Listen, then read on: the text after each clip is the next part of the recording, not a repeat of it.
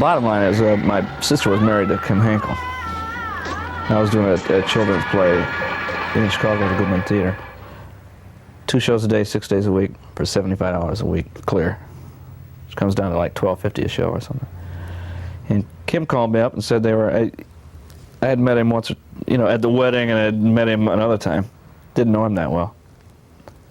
And called and said that he had written a film and they were doing it, and he thought there was a part in it for me and could have come down. I immediately that afternoon went down and quit the play and made arrangements to go to Texas. And I remember going to Dr. Bella Itkin. She was a Russian woman who was the producer of this children's show, to go down and give my 2 weeks' notice. And she asked me what the film was. I told her, and she asked me what the part was, and I said it was a heavy makeup role. And she had this Russian accent, which I can't do. And she also had like one eye that went off weird, and there was always sort of a little something running out of it over here. And she said, Roddy McDowall would have never done Planet of the Apes if he hadn't been an established actor first. That's what she said to me. I said, fine, I'm giving my notice anyway, and I went to Texas. You act like a pack of hounds. We were just having fun. You think this is a party?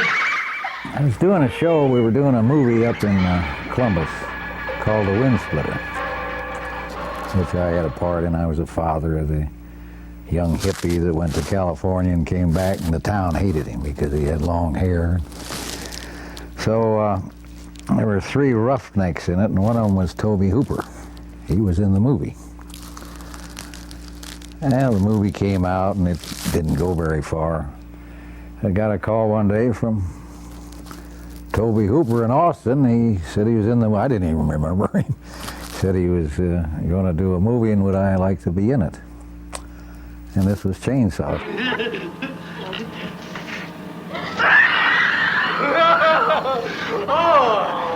I thought you was in a hurry. And we got back to UT about 5 minutes late for a class. And they were tearing into the building, and they said, hey, where are you guys going? You gonna try out for the movie? And we said, what movie? What are you talking about? And they said, well, they're shooting this movie. I said, where? And they said, in that room right there. It was one of the main theaters at the UT Drama Department. And we said, sure, like they're really gonna make a movie here with us. Sure, you bet. And so we poked our head in the door, and somebody said, you know, are you here to read for the movie? And it was Tobe Hooper. And we said, well, yeah. Oh yeah, oh the movie, sure, yeah. So he said, come on in. And he said, he looked at me and he said, took his little cigar out, said, can you be weird? I said, weird is what I do. And my friend said, oh yeah, he gives good weird. So they said, okay, get up and be weird. So they handed me the script, and it had one of the little scenes from the hitchhiker in there. And the minute that I began to read the dialogue, I knew this was my nephew. I have a brain-damaged, paranoid schizophrenic nephew, and this is the way he talks. And I said, my God, it's Paul, my nephew. I said, I can do this. So I did Paul, my nephew, and Toby took his little cigar out. Wow, that's great, that's great, that's great. So then they called me back a couple of days later and said, well, you're doing some real interesting things there. You want to make this movie or what? I said, well, why not?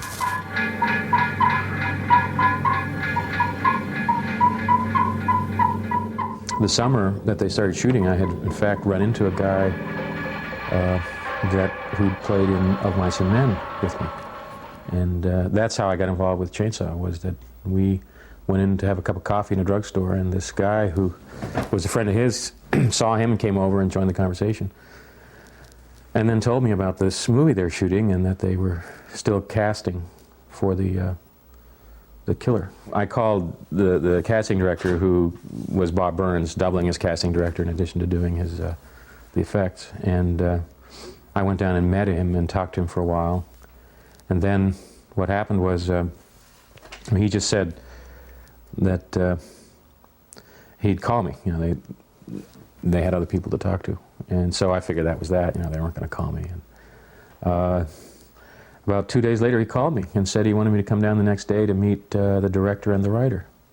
So I went down and met Toby and Kim, And they asked me, you know, I came in and they told me what the movie was and what the character was about, and asked me if I was violent. And I said no, and then they asked me if I was crazy, and I said no. And then he said, well, can you do it? And I said, sure, it sounds really easy. So they said, okay, you got the part. And then 2 nights later, we had a cast meeting, and I signed the contract. And that when I signed the contract, Toby told me that he'd actually decided he wanted me when I came in the door because I'd filled the door. I was told, and I don't know if it was Toby as much, and Kim Henkel was, I don't know if he was credited for it, but at the time he was co-director, co-writer of the film, at least when we were working on it. I don't know how it's credited, but somebody told me they were looking for an embryonic old man, somebody who sold they'd reversed the cycle and they were, you know, an embryo. And the other specific direction I remember getting is during the finger-sucking scene with Marilyn. One of them, either Kim or Toby, saying, have you ever seen Child Nurse before? You know how when they get excited, they start, you know, could you try, you know, maybe try that. I think he wanted to leave one halfway sane person in it to get the thing across and to keep it from being complete mayhem in there. What are you doing? You don't need to worry. No! No, you just cooperate, young lady, and we'll have no trouble. And when we first started that scene, not the scene in the truck, but the one in the barbecue shack where I'm beating Marilyn up with the club, that was hard. We started out, I couldn't do it. And they'd keep telling me to make it look real, hit her, and they couldn't use anything fake because that looked fake. So I'd start and, no, you gotta hit her harder, hit her some more. Marilyn said, hit me, don't worry about it, you know. Of course, here I am, every time we'd try it, she'd come out with a few more bruises, and finally I got with it and started really, had fun doing it, started really slugging her. And we kept that up, we did 8 takes on that. And when he said, we did 8 shots on it, he said when it was a take, she just fainted dead away. Poor girl was beaten up pretty bad. The Hitchhikers is one of the wackier members of the family. He's they're in left field. He's in the outskirts of left field. He's further afield than they are. He was always envisioned as the one that was, you know, the furthest that could go. You know, like if the family had been inbreeding, he's like 2 generations of inbreeding rather than 1. You know, like Leatherface is probably 1. You know, but the Hitchhiker's probably 2. You know? His father's, and you know, his father's father is probably his father. You know, we're not real sure where he came from. He has this weird birthmark. You know, what the heck's that all about? Come here, you nap-haired idiot! No! Where are you been? I've been out on the road! You damn fool, you almost got caught over a dude! No, they didn't see me. They don't know nothing.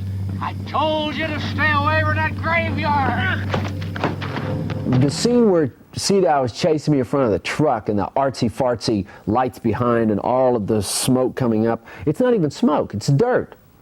I mean, it's, you know, in LA they would be on a sound stage and they'd have just the right amount of smoke. Well, this really works because it's all natural elements here. You know, it says I'm groveling in the dirt. The reason I'm groveling and trying to get down into the dirt is because the stick that Seadow was punching me with was made out of hardwood.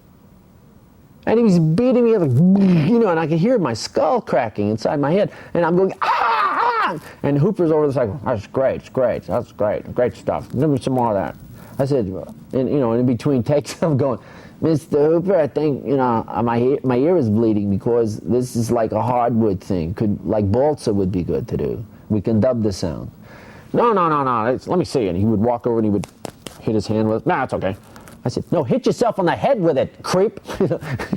That's where it hurts, on your head it hurts. You know, and so we finished the scene. We did like 3 or 4 takes with this hardwood stick. But what bothers me about that is to have gone through all this pain and then virtually have this thing in black and white, you know, where you couldn't, you know, you don't see any of this, you know. There's no great close-ups of this hardwood stick coming down on my face, you know, which I could, you know, if it was on camera, would have been fine, but nobody even knows, you know, they don't know.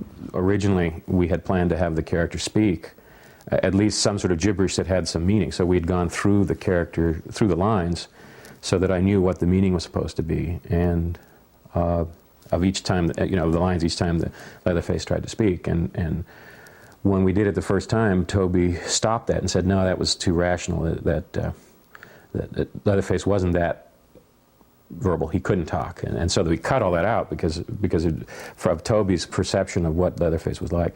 So he really defined Leatherface in a lot of ways. I think the way I defined him for myself was that in preparing for the part, I went to the Austin State School, which is a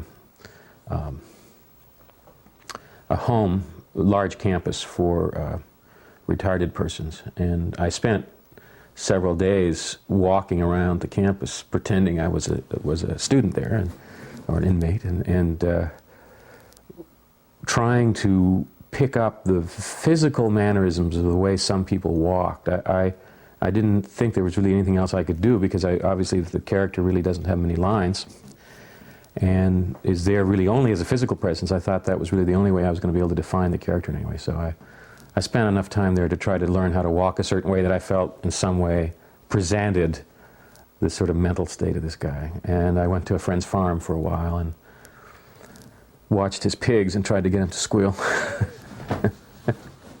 Since I was supposed to squeal like a pig, I never did. I never could figure out a way to do it. So the squeals and grunts that you hear at the early on is really just, it's dubbed in. It's not me at all.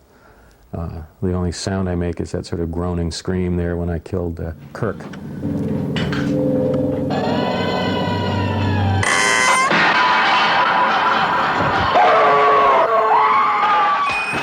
Oh God, the infamous dinner scene, Lord.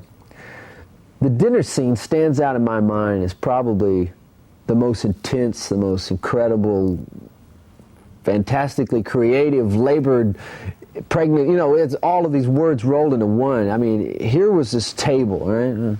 And all of this action going around and around this table, which took like 30-something hours to shoot, with the same group of people, and here was this table with this sausage that had been on this plate for 2.5 weeks for continuity purposes. It couldn't be moved off. And they had these lights at about 8,000 degrees Fahrenheit shining down on this stuff, and the stuff is decomposing in front of your eyes, like 4 inches from your nose, right? And here's a guy off stage with formaldehyde, literally, you know, formaldehyde, putting formaldehyde in the sausage, trying to keep it from exploding on the set.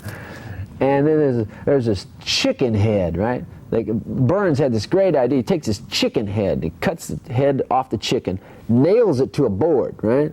And then he nails the feet to the board and made a little chicken out of it. Looks great, but that sucker was just, I mean, rotting right in front of you, man.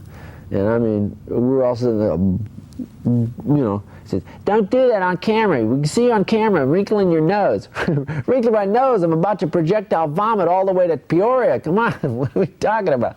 But they had things over the window to keep the light out because, you know, because the light outside is going up and down because we're there over almost going into the second day, you know, so we got a few light changes here, you know, different times of the day. So they got these black things over the windows. And there's no air. It's an old German farmhouse built in the 20s, and there's no ventilation whatsoever. Everybody's puking and pissing and moaning, and we're going, we're never going to be done. It's going to go on into infinity. And this is, you know, because a lot of these people, you know, couldn't see the end of the tunnel, man. They didn't even remember anymore how they got onto the damn train. Now, young lady, you just take it easy there now. But we'll fix you some supper in a few minutes, huh? The heat was oppressive. It was awful. So I guess we're shooting day for night or whatever. So it was supposed to be nighttime, but it was. But actually, we were shooting around the clock at that point. But it was hot, and with the lights, it was even hotter. And all the meat that was on the table, the dinner sequence started sweating and cooking and the flies, and the smell in the place was unbelievable with all the bones in the front room, which was right off the dining room there, and with the heat. And there was this mangy chicken they had in a bird, like a parakeet cage. They had a chicken stuffed in there. The smell was awful. Gunnar smelled awful. I probably smelled bad. The smell was just overwhelming. They ran long, long hours, and especially the last day we shot that last series. That thing ran 26 hours from the time we started till the time we quit. That was that dinner table scene. Ugh, that was rough. And they had all those meats and stuff, and the skeletons wired with the light bulbs. Well, first the skeletons started burning from the hot light bulb in it. And if you think that's a bad smell, ooh, it's terrible. And then had all this, and it was hot up there, just hot as the devil. And they had all these meats, cold meats and stuff they started going bad and smelling. And that was, people ran outside and had to go out and regurgitate and come back in. And it was a little hairy there for a while. I mean, I don't know how we particularly got pumped up for it. I remember it as the hardest scene to shoot because it was part of that 26-hour shooting session. And we had to shoot that long because Grandpa, we had only 3 faces for him. So we had to shoot everything with him in it in 3 sessions, and that was it. So we had to do that dinner scene that day.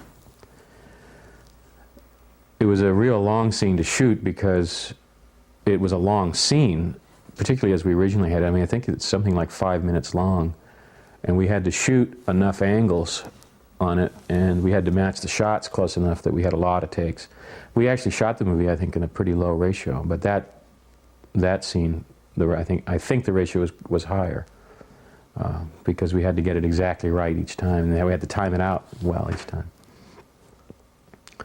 I think it was easy to get into the spirit of it because it was daylight outside at that point, so we were now probably 18 hours into shooting. It was something like 105 degrees outside. With the windows covered, we had blankets over the windows to make sure there was no daylight coming in, and we had all the lighting in there, and the entire crew in there. You know, it had to be 115 degrees in that room or hotter, and the food was rotting fast. We had to keep changing the head cheese because it would start to turn right away. I mean, you know, an hour into shooting and it was smelling so bad we had to switch it out.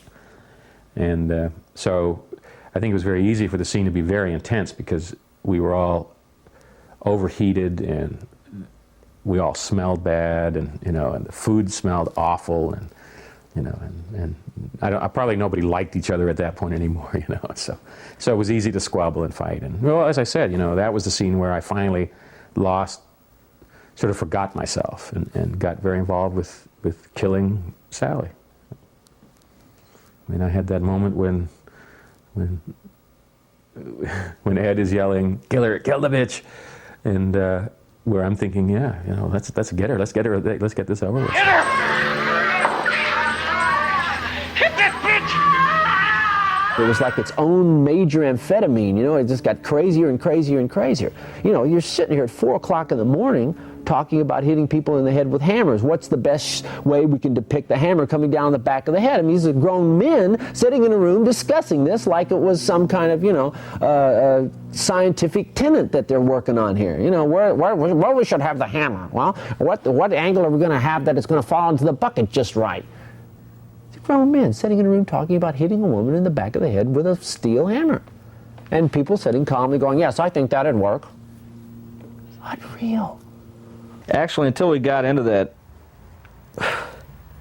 dinner sequence, I don't think anybody involved knew that I was even in the film, or very few people. I roomed with Lou Perryman, he was now Lou Perry, who was the assistant director or second camera, maybe, on the film. We roomed together in Austin. When he found out he was room with me said, "Oh, you're in this film?" Because they hadn't started shooting my scenes yet. Because I'd been out on the set and I was running errands for Toby, picking up props and things. And he said, "I thought you were just a little observer." It was fun. It's a lot of fun to run around like that. Not just let yourself go and do that. It really was. Leatherface has 3 faces. For the dinner scene, he put on what we called the pretty woman face. And I think the idea was that he was all dressed up, and this was a big dinner party, so he was going to, be on his best behavior. Taking Grandma's apron off. He wasn't in his domestic role anymore, and so he wasn't playing Grandma anymore. And he puts on the pretty woman face. In that very long dinner scene, when they're getting ready to kill Sally, what happens is, and what was cut out, was that Leatherface gets up during a lot of that fussing around the table and wanders into the neighboring room and puts on makeup. And there's a shot where the face is already made up, but he starts really slathering on the lipstick and the rouge and stuff. And I think you can tell, if you look at the face the first time you see it, and then look at it later when he's running out the door, that there's a lot more lipstick and rouge on the face than there was at the beginning.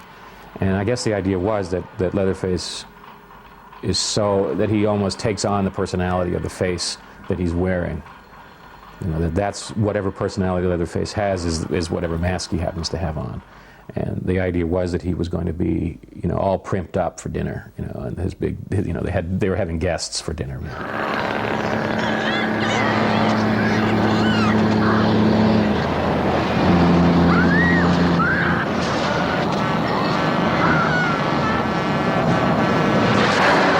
There was one particular scene that was perhaps one of the most difficult scenes to shoot in the film, which was cut. The hitchhiker has been run over by this massive, huge 18-wheeler truck, and he's been tossed unceremoniously about 50 feet in the air and flop down on the side of the hot Texas road, lying there in a heap. Well, in shooting the scene, there they were. They had me lying on this. You ever seen these things on CNN where they, and here today in Peoria, and they take the egg and they dump it out of the glass on the sidewalk and it starts to cook and everybody gathers around and says, "Wow, the egg is actually cooking," because the asphalt is so hot. Lying on the asphalt, I could hear in my ear, which was right next to the asphalt, right next to the skin, I could hear my own skin cooking. But being very young at the time and not having the sense to stand up and say, "Hey, wait a minute, my skin's cooking here." Being a young actor and trying to do the right thing and keep the production going, I lay there on this asphalt until my skin cooked. Because what they were doing was they were waiting for a cloud. Remember now there's a 0.001 mile an hour wind, nothing happening, right? And this cloud is moving in front of the sun ever so slowly. Well, because the light doesn't match the previous scene, they have to wait for the cloud to go away from the sun so that light will match the light that they use in the previous scene. Well, so everybody's sitting here and waiting for the cloud to go away. Ed is laying on the asphalt, 450 degrees Fahrenheit, and his skin is cooking. And I thought, well, gosh, it looks, I almost left out. There's a woman with about 4 gallons full of Cairo syrup blood pouring it into my mouth every 10 seconds so that it will ooze correctly. Because now my jaw's been broken, right?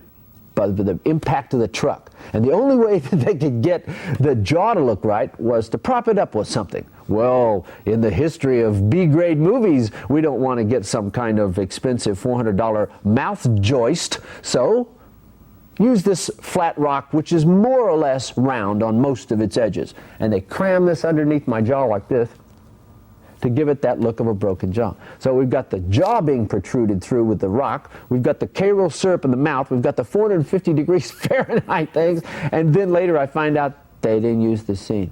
First time we shot, Gunnar and Ed bringing me down the stairs in my rocking chair. We hadn't really tried it out. And I was like, "Oh, let's go get Grandpa." And then Leatherface and the hitchhiker run up to get Grandpa, and they're carrying me down. And I don't remember who was on the bottom and who was carrying the top, but whoever was on the bottom was moving faster than the person at the top could move, so the chair slanted down And I was just not supposed to move. I was supposed to be like, you know, zoned out. And I started sliding because the chair was like on a 15-degree incline. So I started sliding, and nobody says anything. Toby doesn't say to cut. Danny Pearl's still shooting. And the guys are still going down the stairs. I keep sliding. Finally, I slide just like, you know, completely out of the chair, and still nobody says anything. So they stop, and whoever, I think it might have been Ed at the bottom, was trying to stuff me back up in the chair, and finally the three of us, the actors, started laughing. And Toby said, cut. He says, you know, print that. I'd like to see it. It'd be good for the outtakes. 10 years from now, we'll get a kick out of that. There was a problem in figuring out how to do it because she was wearing such short pants, and she had a halter top on. So what they ended up doing was they made a harness for her out of nylons, out of stockings. And she wore it around each leg, and I think around her waist, so that she would carry the weight that way. And then from the harness, they ran a wire up her back for the hook to go onto. So what would happen is that, you know, we shot it so that looking at it from above, you see her being picked up and her back approaching the hook. Then I put her down and she put the harness on, and we flipped the hook around so that the hook wasn't pointed at her. I picked her up again, and we threaded the loop on the harness onto the hook, and I picked her up well past the hook so that the next angle from behind me over my shoulder, when I bring her down and it looks like the hook brings her up short, what's happening is the harness is just catching the bottom of the hook, and that stops her short, and it looks like the hook dug in. And it really works because I still wince when I see that scene, even knowing how it's done. And, you know, I think it's a good object lesson in filmmaking, is that it's horrifying and gruesome, not because you ever see the hook go in, but because you see her reaction to the pain of the hook.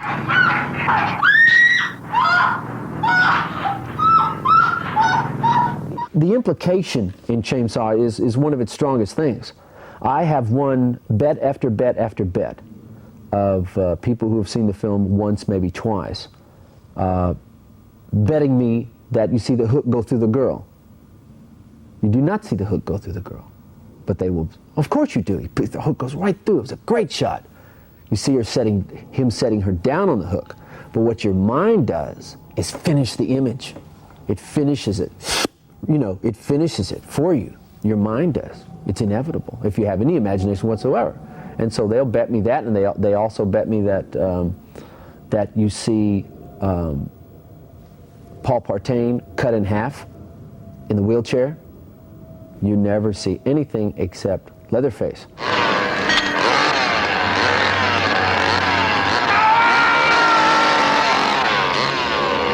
We shot that scene with a metal sheath around my leg to keep the chainsaw from cutting into me, and then put a stake, taped a stake down and taped a blood bag over that, and then actually cut into that. And they originally, when they told me they were going to do was, when they explained the scene to me, they were going to have one of the crew use the chainsaw on me. You know, I'm going to fall on a mid shot, then it cuts to a close up of the chainsaw cutting into my leg. So they said, well, we'll just have one of the crewmen run the chainsaw. And I said no, that I would run the chainsaw, because I didn't trust them to know, you know, when they were going to cut into me. So we did it, and we used the chainsaw with the teeth cut off, and it didn't work. It wouldn't cut through the pants. So we had to redo it with the teeth on the saw to be able to cut the material. And that shot is very real to me, because when we shot it, the saw cut very quickly through the cloth, the blood bag, the meat, and hit the metal sheath and burned through it. It heated up the metal sheath and burned me. And for a quick instant, I thought I had been hit with the chainsaw, and I let out a yelp and pulled the saw away and grabbed the spot, because I thought I'd been cut, and looked down as this spurt of blood comes up through the bag, through my fingers from the blood bag, and it was all quite real, and, you know, it worked very well. In fact, a friend was on the set for that scene, and she got so cranked up during the scene that when it had been on the set long enough to, I think, pick up some of the lingo, so that when that shot was finished, she yelled out first, "It's a print." And Toby sort of looked up at her and nodded and said, "Yes, that's a print," and we used them. No, it was hard for me to do, to start. It really was. I just couldn't get into beating somebody with a club, but tried enough, and they keep yelling at you, yeah, go ahead, so I really got with it. And then the truck scene followed, and of course that, I don't know why they did that. When we were rehearse it, there was nothing in the bag. Nobody was in it. But then they wanted to start shooting it, they put a girl in the bag. Yeah, that took a while to get used to banging her, and so it came out all right. I hope you're not too uncomfortable down there. And here's where we show just how far this guy will go. I mean, he grabs a knife up and he cuts his hand, you know, without, at a moment's notice, you know. Self-mutilization is always intrigued audience people, because as an audience, when you see somebody blown away or shot, or with all of the pyrotechnics that we have at our disposal now, it's just more movie making, because we've been brought up for years and years and years to accept that. But self-mutilization, particularly on a bare arm, you see, it's almost documentary-like, because it's right there in the palm of his hand. There's no cutaway. It's a simple theatrical trick, but still, it looks very immediate and very real, and it's very large, and it's right there in front of the camera. The guy who did the makeup, Dr. Barnes, I think was his name, was a plastic surgeon. Wasn't really a makeup guy, and he had made 2 masks, liquid latex. And so the first time they put it on, it took them 7 hours to put the makeup on alone, and then we shot for 12 maybe. And the second time, they only had 1 more mask for me, which they cut up into sections, put on in sections with spirit gum. And so the second time, they wanted to shoot myself and Jim Seedow out, because they couldn't afford to pay Jim anymore, and they didn't have a third makeup mask to use for me. So I was in makeup for, I think, 26 hours. And this was Texas in July. It was really uncomfortable. They couldn't change my clothes. We had only 1 set of clothes for me. And the shirt had been run through a washing machine with some dye to get it the right color for the film. So we couldn't even wash my shirt, because we were afraid, or they were afraid, that the color would change. And we couldn't have the suit dry cleaned, because they were afraid that if the dry cleaner lost it or anything happened to it, we would never be able to replace it and get it to match. So I had to wear the same clothes throughout the entire shoot, and that including the shirt. And at that point, we're 3.5 weeks into the shooting, and I know that there was more than one person who did not like to sit next to me when we had dinner, because I think I was pretty right myself. Yeah, the script was just a bare outline almost. And there's one scene in there that they claim has become famous. Is that, I don't know, that line where I say, "Look what your brother did to the door." Look what your brother did to that door! Yeah, he got no pride in his home! It's supposed to be a great historical line in movie making now. That just came about. Running around there, and so might as well lay it on. So we laid it on. Of course, Ed, Neil, and I, we had the parts to do it with.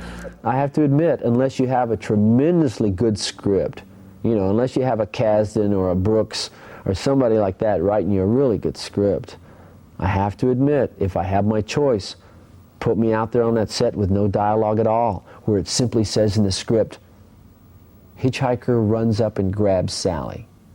Now, that's all it says in the script. But, and you could have 100 different guys run up and grab the girl.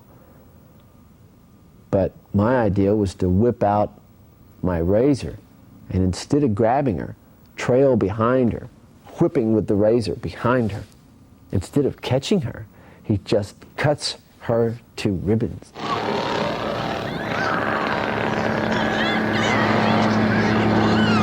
earlier in the shooting, when we were shooting the chase scene in the woods, I was wearing, throughout the whole movie, I was wearing cowboy boots, which they had put new heels on so that they were very high to make me taller. I mean, I'm 6'4", and they, I think with the heels I was something like 6'7". And so I was wearing these boots that had slick leather soles and very high heels. And earlier in the shooting I had fallen. In fact, it's on the film just before that, when I'm running through the woods, and Leatherface does this little skip in the woods. The reason for that is that I was just getting ready to turn. The trail that I was running on turned sharply there. And I figured somehow that my boots were going to dig in, and so I did that quick skip to dig my feet in to make the turn. And when I turned, my feet went out from under me, and I landed on my back, and the chainsaw went up in the air and out of the range of the lights, and I couldn't see anyway very well out of the mask, so I rolled over and covered my head and waited for it to land. And so because of that, and I think the fright we all got from having this running chainsaw land beside me, in the scene where I'm chasing her to the house, the only way I was going to make that turn without falling down was to do that little turn and sort of Keystone Cop sort of skid to make the turn and go around.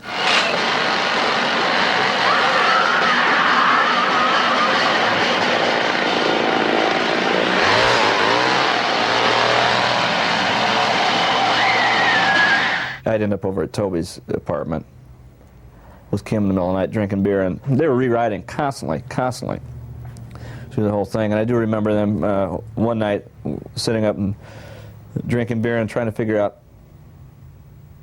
write a scene to get Marilyn's blouse ripped off. Just because everybody was so enamored of her torso, let's say.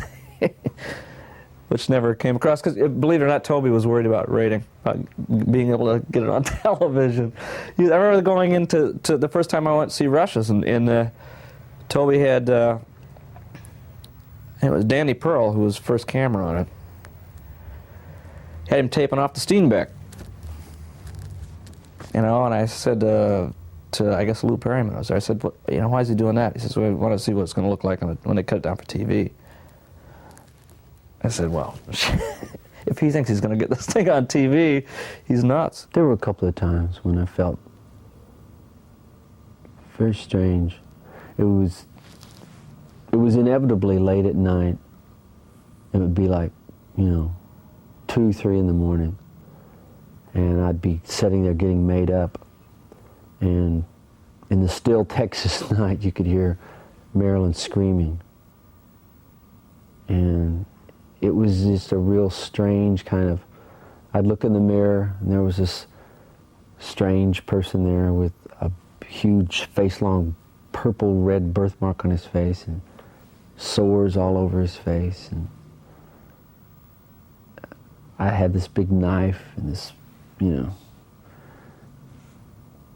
screaming, and the sweat and the air was just absolutely still. And then Gunnar would come in from having shot and run back and forth, being a large person, running back and forth for hours, almost physically exhausted, sweat pouring from every inch of his body. And it became kind of Twilight Zone-ish. Now's my turn to chase her. Now's my turn to do this. And a great many of your actions being based on more or less actions you've never done before, it becomes in your imagination. How do you complete that image in your mind for the camera, for whoever, of what it is they're asking you to do? And it became very unreal at times, and I thought, gosh, as you look down and you see the ropes that you've just tied around a Marilyn Burns, a friend, an actress, but all of a sudden a non-real thing in front of you that you've been asked to jiggle up and down, truss up into an immovable mass, where do you stop? You've been asked to do it as well as you could do it to the highest pitch that you can do it at, and the higher pitch you get it to, you see all the faces of all of the other actors and all of the crew people and the director and the assistant, manager, and they're all there. And the more you do it, the more excited they get, in a kind of voyeuristic kind of sense. But when you look down and you see the flesh of the actress separating because the rope is too hard, and there's nothing she can do about it because she's tied in the chair and there's a rag gag in her mouth, there's a little tiny light that goes on in the back that says, hey, wow, we need to back off this sucker or what? When you're involved with a project like that, particularly if you're visible, like being the killer, you get blamed for a lot of society's problems. So there have been all kinds of complications. I mean, just looking at that complication, a number of years ago, probably in 1975, maybe 76, very shortly after the film had come out, I was at a chamber concert, and during the intermission, this Philadelphia dowager comes up to me and is talking and says, Gunnar, there were 12 people murdered today in New York City, and it's your fault. And you sort of made speechless by a comment like that. But I think a lot of people think that movies like that are the cause of a lot of problems, when I think they're symptomatic of some societal issues. And to my mind, though I'm no psychologist, probably harmless, or at least let people work through some misery. So I get a lot of that. I'm not a lot, but I get some of that. People who think somehow I'm supposed to feel responsible for a lot of the misery in this world. And my answer is that the misery is there, and the film simply uses that misery. And I think still to this day, it's not that violent a film. There's very little blood and death that happens in it, I think, particularly compared by today's standards. I don't think there was at that time either. I think that the one scene when I first saw it, I saw it at the Chicago Theater on State Street in Chicago, and the first time I saw it in the theater, and about 20 of us went. We all met there and we had a party afterwards with Bloody Mary's big opening night party for Texas Chainsaw Massacre, with a big punch bowl filled with Bloody Marys, and the scene where a lot of people got up. That's a big theater, and started walking out was the scene where Terry McMinn gets hung on the meat hook, which I still think is probably the most violent scene that happens in the film, because when Paul gets killed, it's all from behind, and this stuff, but it's all shot from behind, and Bill Dale gets hit on the head with a sledgehammer and shakes around a little bit, but there's no the cow entrails of the bag with the none of that stuff happening. The way they keep saying it was the forerunner of the modern day horror films, and it led to a lot. And it was great being in on it. They never let you forget about it. Shoot, you could have been in Gone with the Wind or something and tell somebody's in Gone with the Wind. So what? But you mentioned Chainsaw. Oh, the thing still lives on. Really, it just lives on and on. Used to get calls from all over the country, from England, from Germany, from how they found out where I lived or my number. One time I thought of, after that show came out, of getting an unlisted number, because boy, I was getting calls that were just, man, how did you do that? Man, how did you? I'd ask them, where are you calling from? If it was Houston, I was going to hang up and leave town for a while. Being that caught up in it, and never, of course, seeing the film as a whole while we were doing it, being in the middle of it, I don't think we ever really realized what we were making. I mean, I didn't realize it because I was just, some schlep on the set. I wasn't, I didn't have this overview. I didn't know what Toby's notion was or his vision was. So I don't think I ever realized what this film was going to be, or what we were making.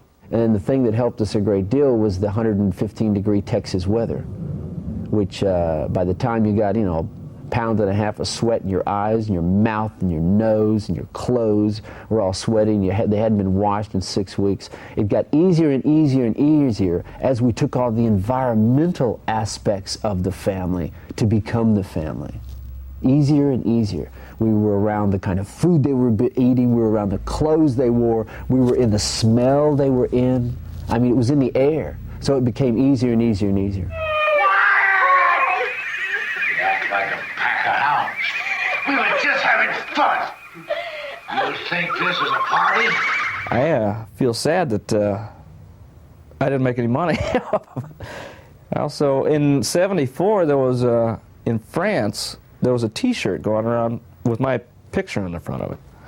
You know, I was like a cult hero in France, Grandpa. So the popularity worldwide is unbelievable. And I got a postcard or a picture somebody took in Tokyo of the marquee in front of a, I don't have it anymore, I don't know where it is, but a marquee in front of a theater where, like, Grandpa was the whole thing. This huge picture of Grandpa. You know, so it's not just in this country, worldwide it was pretty amazing phenomena. When I read it, well, it's a Class A, B drive-in movie, you know, and I didn't take it too seriously. I didn't even dream nobody dreamed the thing would come out like it did. And no, I was just there. I was having a lot of fun doing it, and really, I didn't have any great expectations. I didn't think it'd even get to be shown, to tell you the truth. I figured it was one of these movies that, 2 or 3 years from now, there'll be a few horror film freaks who really like this movie because it's gruesome, and that would be it, you know. And it would be right up there with Bucket of Blood or, one of those. So I really didn't expect anything to happen. Plus, it was more than a year before the film was released. It was released in October of '74, and we finished shooting in September. We shot it in August and beginning of September of '73. So we spent a year waiting, and we'd virtually given up. I mean, we thought maybe there never will be a movie, that this is all, it died somewhere. And we were actually a little bit surprised when they got in touch with us and said, we're having this press party in Dallas, will you come up for it? Once the film was released, again, at first, it was just a movie. I mean, we had a party for the screening, for the premiere, which we got into for free because we convinced them that we were been in the movie, and they let us in. And I don't think I realized that this movie was going to have any long-term effects, any lasting effect, until a couple of weeks after the film came out. I went up. I took a friend of mine to show her the house, and that we'd shot this stuff in, and we pulled up and walked over to the fence, and we were standing there looking at the house. And this car pulls up, and 3 teenagers get out, and they walk over to the fence, and they're looking at the house too. And one of them turns to me and says, that's where they made that movie. And I said something like, oh really? And then they got in and drove off. And that's the first inkling I had that this movie was going to affect people. Well, my life wasn't affected by Chainsaw right away. It was only after it became a cult movie that it began to affect it. And it's, it's like, it's something that you just will live with for the rest of your life. It's not like you can stop being the hitchhiker. It's like, well, I don't want to be the hitchhiker anymore because that's, But it's real interesting because now there are several producers, directors who think, oh, that's all he does, is those kind of roles.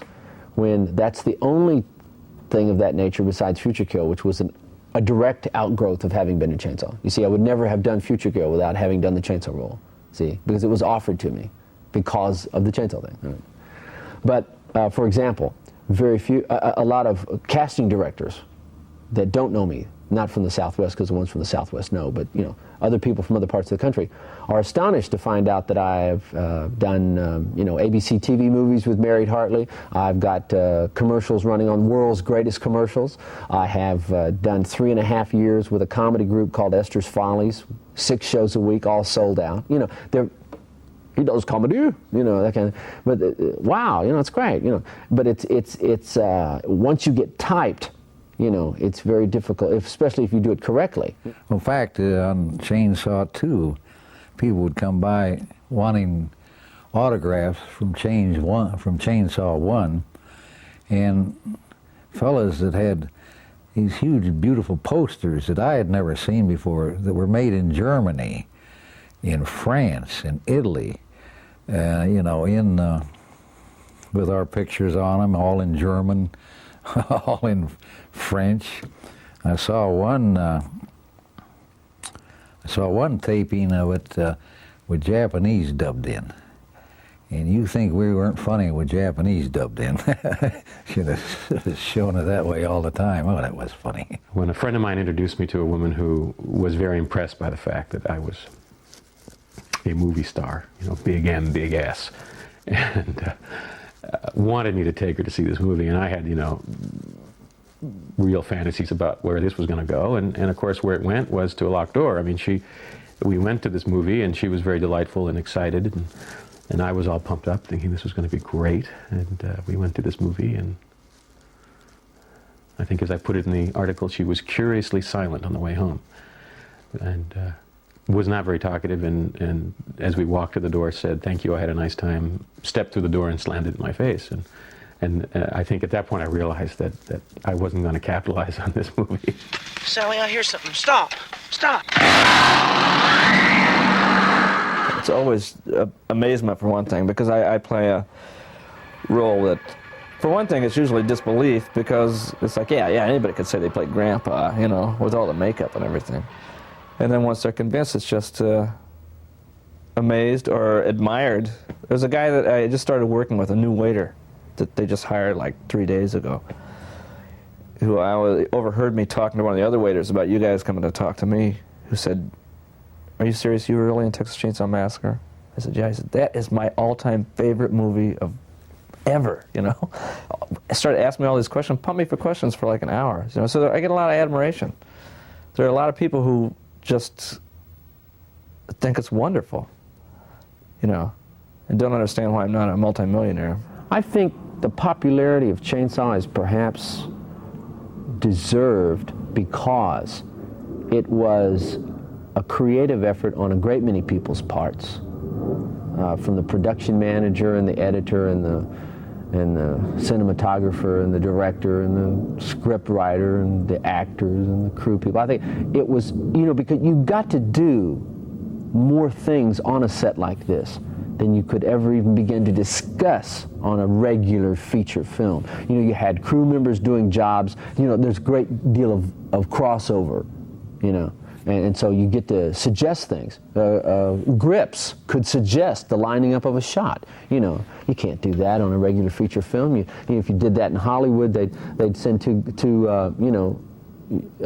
guys out to take your kneecaps off and have them roasted for lunch. You know, that kind of thing.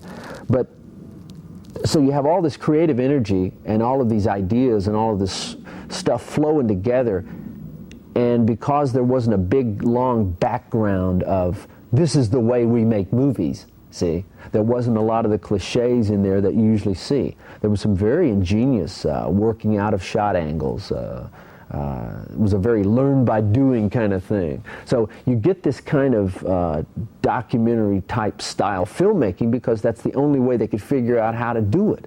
So it looks very, you know, handheldish, very, gee, they had a TV camera out there that day shooting this weird family. It takes on a very, and you have actors that are taking chances because there's nobody telling them not to. There's nobody saying, that's too much for the screen, you know. So its popularity is based a great deal on seeing things that you haven't seen before. These characters are much more interesting, I find, much more real than the characters in Psycho. I mean, 3/4 of the characters in Psycho the original psycho are cardboardish. You got the woman, the people at the restaurant. You know what I mean? They're just your regular stock people. We don't care what happens to these people. These people aren't interesting. You know, Anthony Perkins' character was kind of interesting because he's not doing the same old stuff, and he was doing a great job in acting. But outside of that, but the popularity, the chance, I've seen people watch it that say, which is interesting to me is, ooh, that's my favorite horror film, and I don't usually like horror films. I hear that over and over and over across the country, East Coast, West Coast, Florida, all over the place. And what that says to me is that it wasn't made like a typical horror film, and there's something immediate there that these people are picking up on, see, that isn't there in Blood Feast, you see? Blood Feast, there's things, the Herschel Gordon Lewis stuff, which is, interesting and fun and campy, but it's not real, It's not real like Chainsaw is real. Chainsaw is one of the only real horror movies ever made. I don't know if they'll have another one or not, but no, I'd keep playing it, yeah. Mm-hmm. Yeah, but of course, see, I can do all kinds of characters. I don't want to be stereotyped as that type of character. Really, I'm a lover. It won't hurt none. My old grandpa's the best killer there ever was. The other side effects, as far as the negative side effects of my life, I suppose, are the fact that a lot of people think chainsaw jokes are funny. And believe me, after 15 years, chainsaw jokes are not funny. And I still get chainsaw jokes. I still get people coming up to me in bars making chainsaw noises, or calling me up at night and saying, I want to talk about this movie, when they won't even tell me who they are. And I think that's sort of silly. A lot of people also think that I am the personality of Leatherface, that I am brutish, that I'm nasty, brutish, and tall, and that somehow all I did was call upon my inner self to, and bring that to the surface to make this character, and that I'm some horrible creature, and that they're not going to let their children come to my door on Halloween. I got about 20 minutes on camera there, at least. Don't say a thing. Don't do a whole hell of a lot. But I do it well. I do it very well. Sort of like now. My life, I don't do a lot, but I do. It's quality. But it really isn't the biggest thing in my life. So I guess it's because people think that if you do something you're well known for, that fame is what defines what's important to you. I mean, I don't know how to say that well, but that if you do something that people recognize you for, that whatever you do after that that's not public can't be as important. And I think that's unfortunate, because that's not the case. I mean, doing the Texas Chainsaw Massacre was certainly not the biggest thing in my life, either personally or professionally. And I'm glad I did it, but I don't want it to be the center of my life. And I think it is for a lot of people. I mean, people always bring that up as somehow the big thing. And to me, I think it's unfortunate that I'll probably be remembered for the Texas Chainsaw Massacre before I'll be remembered for anything else. And I think that's really unfortunate. It will probably say Gunnar Hansen, he was Leatherface, on my gravestone. I didn't see the Chainsaw Massacre the first time round, often out of the country. And by the time I got back, it was gone, so I had to wait 4 or 5 years till I had a revival of it here on Hollywood Boulevard. So by then it had become kind of a cult classic, and since I've seen everything of this nature since I was 5.5 years old back in 1922, I thought it was high time that I catch up with it. Well, I must say I was staggered by what I saw on the screen. It was so realistically done that it seemed more like a documentary somehow or other to me than a film of fiction. I think it was probably a watershed work in that it brought a new dimension of reality to horror films. I say that to me it seemed as though it was really happening in that house, and with the mad executioner and so on. And I think many films that have come on since have used that as kind of a blueprint for horror.